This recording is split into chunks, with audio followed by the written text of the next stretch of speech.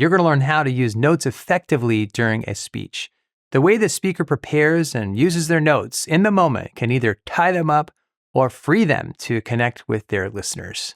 I'll be talking about 3 ways people prepare their notes and talk about the strengths and weaknesses of each approach.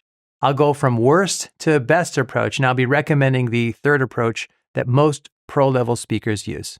The first approach to using notes during a speech is to use what is essentially the speaker's preparation outline. This is not an approach I recommend. In fact, I consider it the worst approach of these 3. But here's how it goes. The speaker would typically start their behind-the-scenes preparation by making a huge outline. This usually happens days or sometimes weeks before a big presentation. The preparation outline is a collection of all the potential examples, sources, ideas that you might include. Your preparation outline is what you might call homework for your presentation. What many speakers do is they will clean up their preparation outline a bit, and then they'll speak from what ends up being almost like a small notebook worth of materials, pages and pages oftentimes, even for, let's say, a 20-minute presentation. Now, the upside of this is that the speaker may feel like they have everything they want to say right there in front of them. That also causes a downside. When speakers present from a cleaned up version of a preparation outline, they'll be tempted to look down the whole time and essentially read their speech. They end up stuck at the podium because it looks very awkward to walk around the stage or whatever you're walking around with all kinds of paper and documents in your hand or a tablet full of materials. Speaking from preparation notes usually limits your ability to be conversational, make good eye contact, and engage listeners at the level that most speakers should be striving for. A telltale sign of using a preparation outline is that the speaker will often read sometimes a few lines in a row without looking up. If they do speak conversationally for portions of their presentation, they often have difficulty finding where they left off in their notes. The second approach is to use your PowerPoint slides as if they are your personal speaking notes. This is also not an approach I would recommend generally, especially for beginning or even intermediate level speakers. I'll talk more about how to make this a more effective approach in a moment, but the most common approach I've seen is where the speakers use their PowerPoint as their actual speaking notes. They will load up their slides with all the words and all the details. Essentially, they put almost everything they want to say on their slides, and that makes the speaker dependent upon their slides. You've probably seen bad versions of this where the speaker literally turns their shoulders and talks to the slides, talks to their notes, instead of looking at the listeners to engage them. If you're a beginning or even intermediate level speaker, you should be thinking of your PowerPoint slides as a simple visual aid. Keep in mind that your slides should be there for your listeners, your audience. They're not there for you as a speaker. Your listeners, not you, should be looking at your slides.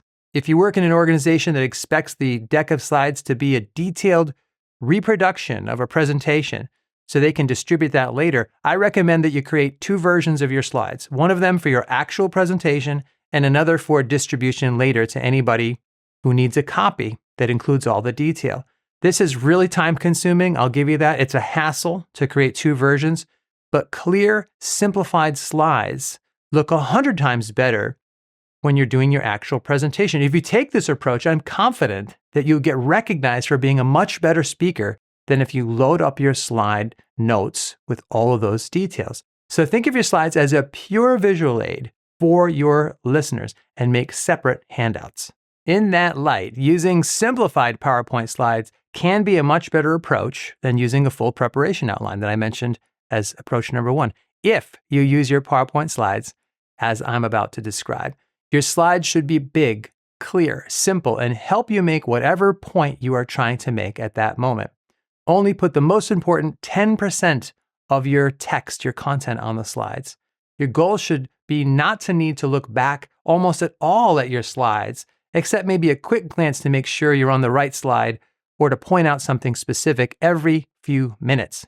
To make that even better, you may be able to work it out where you have an extra screen, a monitor in front of you that you can quickly glance down at.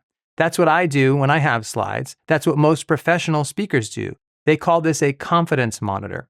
They have the slides projected in back of them that everybody else looks at, but they also have their own little small monitor in front of them they glance at. And when a speaker is prepared and does this well, you probably won't even notice that they are glancing down at the confidence monitor every once in a while. You can sometimes do this with your laptop where you set it up in front of you and you're wirelessly connected to the projector.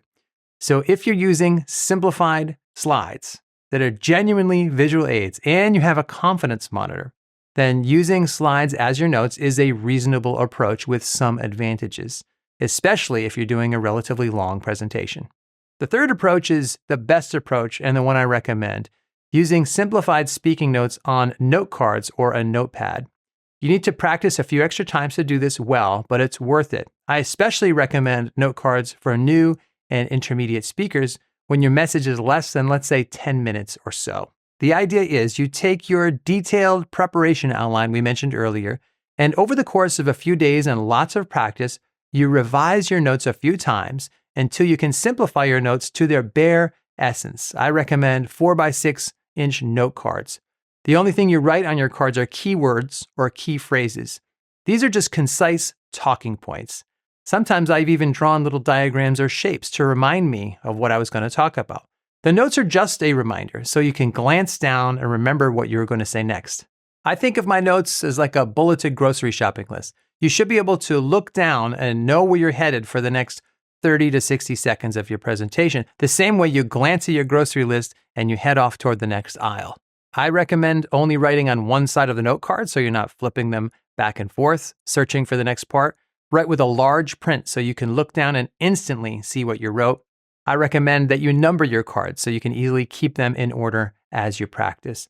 I've seen speakers even put reminders on their cards like eye contact, smile, gesture, pause, because those are the things they want to make sure they do during that presentation. I've sometimes taken the same approach, but I rewrite my notes on a small notepad. If I'm doing a training workshop, let's say, I might stand at the head of the table and put the notepad in front of me and just glance down at extremely simplified notes so I don't skip anything important. If you use a notepad like this, you could likely fit all of your talking points on just 1 or 2 pages for a 10-minute presentation, so you only have to turn the page maybe once. The advantage of using a limited number of note cards is that they're easy to manage compared to a stack of papers. You can walk around with them and gesture freely with your note cards in your hands. And because there's not a lot of text, you'll be less tempted to look down and read directly from the note cards. In a way, note cards will help you fulfill 2 important goals at the same time.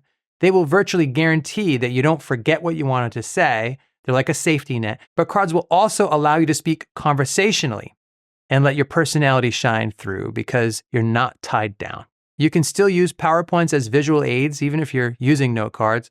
That gives you a little more to manage, but it gives you even greater opportunity to make sure your PowerPoints look really nice and without having to look almost at all at what's on the slide. Here's a summary of my recommendations. The worst approach is to use long and detailed notes in what we call a preparation outline. The next worst approach is to use detailed and complex slides that you are forced to look back at and read. Now, if you use simplified slides that you only need to glance at and you have some kind of confidence monitor, then you can use slides really effectively if you practice enough. But the best approach, especially for beginning and intermediate speakers, is to use note cards or a small notepad with key words only. Be sure to download the free PDF of the 7 instant tips to make you a more confident speaker. I'll put a link to that in the description below the video. There are plenty of other free resources on that page as well. Feel free to leave a comment below this video. Until next time, thanks, God bless, and I will see you soon.